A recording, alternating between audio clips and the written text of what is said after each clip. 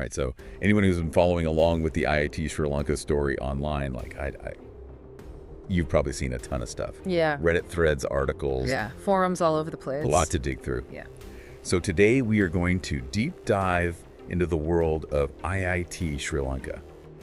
Specifically, we're going to focus on student experiences there. You know what's interesting is IIT Sri Lanka has a huge reputation. Yeah. People know the name, people respect it. Yeah. But what we're seeing online is a little bit different. Yeah. And that's what we're going to try to unpack today. Yeah. Are the concerns valid, or is it just negativity? Right. Like, what's really going on? Exactly. And right off the bat, one of the biggest things you see is just complaints about overcrowding. Yeah. Like, just tons of students. One student even posted a picture. Oh, wow. It's like a sea of people. Really? You could barely see the floor. Huh. And so many students are saying that there's like this mismatch between how much IIT's expanding and how many students they can actually handle. And I saw a bunch of students claiming that like the intake this year was something like 1,200 students. Wow. But the campus was really only built for like 400. That's a big difference. Yeah, huge. So it's not just like, oh, it's a little crowded. Mm. Students are saying it's actually impacting their ability to learn. Oh, really? Yeah. In what ways? Like they're complaining about the internet being super slow because there's just not enough infrastructure to support all the devices. That makes sense. And then you think about the cost of education at IIT. It's not cheap. How much is it? 3.2 million LKR. Wow. So when you're paying that much and you can't even get like decent internet access, Yeah. you start to wonder like, Yeah, are you really getting what you're paying for? right, Yeah. exactly. Wow. One student even mentioned that it takes them like 15 minutes just to walk to their lecture hall, Oh my goodness. which is not only a waste of time, but like, can you imagine trying to evacuate that many people if there's an emergency? Oh, that's a good point. Like that's a safety concern too. It's a recipe for chaos. Yeah, it's exactly. And you know what's even more concerning is that I was seeing some posts from past students. Oh, really? Yeah, and even some lecturers saying that these issues have been going on for years. Really? Like it's not a new thing. Wow. So it kind of makes you think, is it maybe a pattern of just prioritizing growth over student well-being? Okay, so another big topic that keeps coming up are the lecturers. Okay. There are two names in particular that everyone is talking about, Gugsi and Torin. Okay. I think they're lecturers, not professors. Right. But, and what's interesting is you see such a divide in opinions about them. Oh, really? How so? Some students are saying that they're disrespectful, unprofessional, talking about public humiliation, inconsistent grading.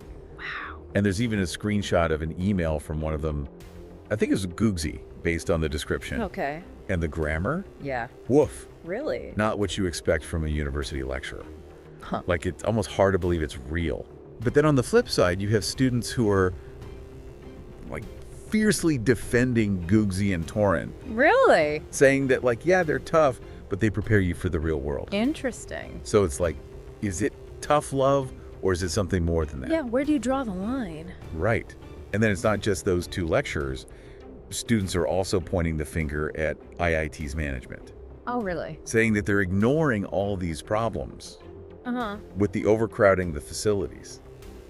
Student concerns. So, like, they're blaming management, not necessarily the lecturers? Yeah, well, both, I guess. Yeah, right. But, you know, Interesting. and there's even talk about a lot of experienced staff leaving. Oh, really? Yeah, like an exodus, which is kind of concerning. Yeah, I mean, that suggests that something's wrong if people who've been there a long time are leaving. Exactly. Wow. So it's like, what happens to the students who are caught in the middle? Yeah, they're paying all this money, Yeah, but are they getting what they were promised? right. And we're talking about some serious financial implications here. 3.2 million LKR. That's a huge investment for students and families. Especially with all these issues. Exactly. And it Yeah. makes you wonder about the return on investment for these students. Right. Are they actually going to be able to get jobs? Are they going to be able to pay this back? Exactly. And it's not just the tuition either. A lot of students are talking about the difficulty of finding paid internships. Oh, really? Yeah, a lot of them are saying they're having to work for free just to get experience, Wow. which adds another layer of financial burden. Yeah, and it really makes you question the value that they're getting. Right. Are they really getting prepared for the workforce, or are they just, saddled with debt and then forced to accept unpaid positions just to kind of get their foot in the door? Right. So how are students coping with all of this? Well, it seems like there are kind of two camps. Okay. Some students have really developed this resilience. Okay. They're seeing this whole chaotic environment as like preparation for the tough job market. So they're like, if I can survive this, I can survive anything. Right, exactly. What doesn't kill you makes you stronger. Right. But then you have other students who are just deeply disillusioned, feeling like they made the wrong choice. Oh, no. One student even said it was the worst decision of their life to come to IIT, Oh, wow. which is like heartbreaking. Yeah, to feel that way about a place that's supposed to be, helping you build your future, Right. that's really sad. But it's like, what can students do? Well, some interesting suggestions have come up on Reddit. One student recommended complaining directly to the University of Westminster in the UK Oh, interesting. Why? because IIT is affiliated with them. Oh, okay. So they're thinking maybe if they go to a higher authority, Right. maybe that'll put some pressure on IIT to kind of clean up their act. Interesting. And then another student went even further and suggested filing a lawsuit Oh, wow. against IIT. Okay, that's a bold move. Right. Which kind of highlights the level of frustration that some of these students are feeling. Yeah, it definitely shows that they're not messing around. They're serious about this. Exactly. Oh. Okay, so we've talked about the overcrowding, the lecturers, the management issues. Yeah.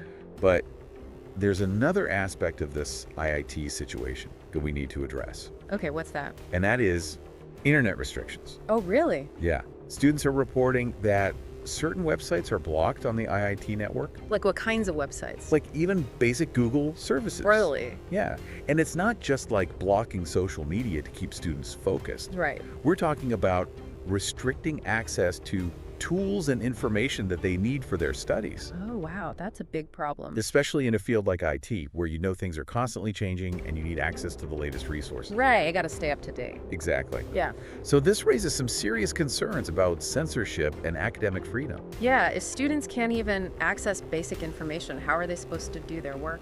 Right, and how are they supposed to, like, explore different perspectives, stay informed about current events? Right. It's ironic, right? Yeah. Like an institution claiming to train students for this, like, digital future is actively limiting their access to the digital world. It's like they're stuck in the past. Exactly. Wow. So it really highlights that tension that we keep seeing Yeah. between an institution that seems resistant to change and a student body that's demanding more access and freedom. Right, so it's kind of like who's gonna win this tug of war? Exactly. Will IIT adapt and evolve, or will it just crumble under its own kind of inertia? Big questions. And it's not just about IIT, it's about the future of higher education in Sri Lanka. Right, this is a much bigger story. Yeah, this is a trend that we're seeing all over the world. And we've only just scratched the surface. So stay tuned for part 2 of our deep dive, where we'll delve even deeper into student experiences and explore what this all means for IIT's future. It's gonna be good.